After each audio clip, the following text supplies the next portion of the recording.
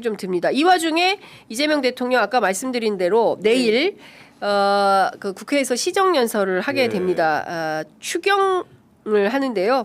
전체적으로 보면 26조 그렇죠. 예, 2천억 원. 예, 26조 2천억 원에 이제 네. 추경이 되는데 이 돈 어디에 쓰는 겁니까, 구경 기자님? 그러니까 기본적으로 명목은 이제 소득 하위 70%한테 네. 국민으로 따지면 숫자로 추산을 하면은 3,500만 명 넘는 국민한테 네. 최대 60만 원의 고유가 이제 피해 지원금을 준다는 거고요. 네. 기본적으로 이제 지급액 산정 같은 경우에는 건강보험료 납부기준 등을 해가지고 소득 하위 70%를 선별하는 겁니다. 그래서 1인당 10만 원부터 60만 원의 구간에서 지원을 하는 것이 핵심이라고 볼 수 있고요. 인구 감소 지역 같은 경우에는 특히나 이제 최대적으로 혜택을 주기 때문에 1인당 60만 원까지 기초생활수급자의 경우에는 받을 수 있다 이렇게 하는 거고, 아마도 이제 여러 가지 지금 보면은 그 유가가 올라가면서 생활용품에 대한 여러 가지 구비 비용 같은 것들 늘고 있지 않습니까? 네. 그럼 민생경제 직격탄이 되기 때문에 이런 식의 지원금 재정을 푸는 방식으로 확대하는 방식으로 뭔가 우리 민생 생활고 같은 것들을 개선할 수 있는 방책을 하나로서 정부가 추경을 신속하게 집행하였다, 이 정도 해설할 수 있을 것 같습니다. 네.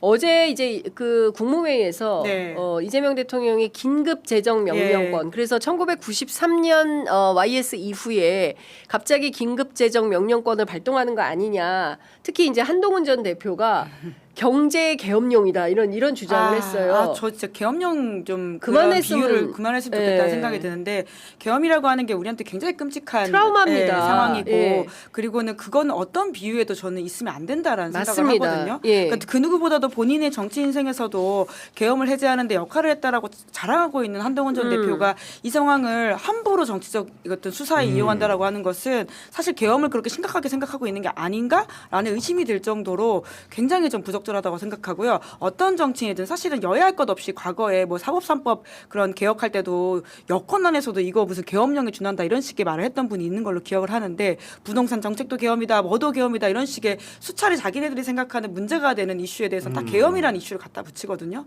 저는 진짜 부적절하고 그것은 국민한테 또 다른 트라우마를 일으키는 거라고 생각합니다. 적합하게 그냥 비판하면 되거든요. 그러니까 그리고 이거를 좀 저는 문해력을 자꾸 얘기를 하게 되는데, 저도 어제 이게 뭐 어떻게 되는 건가 싶어가지고 구체적으로 이제 청와대 그 당국자들을 상대로 취재를 해봤어요. 그랬더니 대통령께서 긴급재정 명령권을 지금 당장 발동하겠다라는 게 그렇죠. 아니라 할 수도 있는 예. 상황이다. 그러니까 이게 뭐냐면 어떤 메시지냐면 공직자들한테 보내는 메시지라는 네. 겁니다. 그러니까 공직자들이 이 핑계 저 핑계 대면서 지금 당장 우리가 국민들은 뭐 나프타가 없어가지고 뭐 비닐이 없어가지고 우리가 불안해서. 쓰레기를 못 예, 버리게 되는 거 아니야? 그래서 종량제 봉투 사재기를 하고 뭐 오늘 보니까 중앙일보 등은 뭐 주사 바늘이 없어가지고 의료계를 중심으로 해가지고 또 마치 의료 대란이 날 것처럼 또 위기를 증폭시키고 있어요. 근데 저는 언론도 참 문제라고 생각합니다.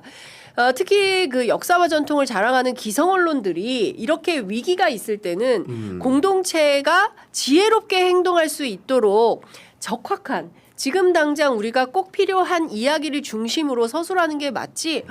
야!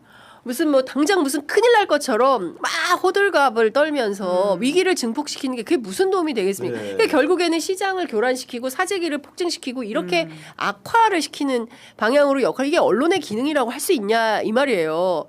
아유, 정부 당국자 같죠. 근데 이제 제가 그런 생각이 드는 네. 겁니다. 좀 답답해서 하는 말씀인데, 지금 당장 이런 게 아니라 이 핑계 저 핑계 대면서 일을 하지 않은 게 아니라 어떻게든 필요하면 네. 긴급 재정 명령권까지도 발동할 수 있으니 예. 귀하들은 현장에서 국민들이 피해를 입지 않도록 적극적으로 행정을 해라. 이 메시지인 겁니다. 무슨 계엄을 하겠다는 게 아니에요. 네. 네. 아니 그러니까 기본적으로 이게 선후 관계를 따지면 그래요. 윤석열이 계엄을 한 게 문제인 거는 윤석열이 내가 계엄을 할 수 있습니다. 네. 이렇게 사전에 예고를 하고 필요할 때 계엄을 한 게 아니라 네. 야당에서 너 계엄할 것 같은데 그랬을 때 전혀 그런 일 가짜뉴스라고 없다고 화냈죠. 가짜뉴스라고 네, 이게 네. 화내고 변론을 하다가 네. 정말 벼랑간에 말도 안 되는 계엄을 벌여서 나라를 한꺼번에 망치려고 했던 겁니다. 네. 이재명 대통령 같은 경우에는 긴급 재정 명령권이라는 제도가 있다라고 설명을 한 거죠. 지금은 최악의 위기가 아니지만 이 전황이 길어지게 되고 여러 가지 이제 원유 수급이라든가 경제적 사질이 생기게 되면은 국가 긴급권 중에 하나로 발동할 수 있는 이런 제도가 있다는 걸 함으로써 미리 선제적으로 알림을 주고 경각심을 주고 그런 상태가 되게 되면 안 와야겠지만 오게 되면 이렇게 할 수 있다라고 이미 예고를 해서 국민과 경제를 안정시키는 역할을 하기 위해 그 말을 한 겁니다. 발화의 시점과 포인트가 너무 다른데 이거를 계엄에 빗대서 설명한다는 것 자체가 상당한 어불성설이다라고 말할 수밖에 없습니다. 그러니까요. 그리고 김은지 기자님, 예. 우리나라의 긴급 재정 명령권이 발동된 사례가 딱 한 번 있죠. 네, 1993년 네. YS 정부 때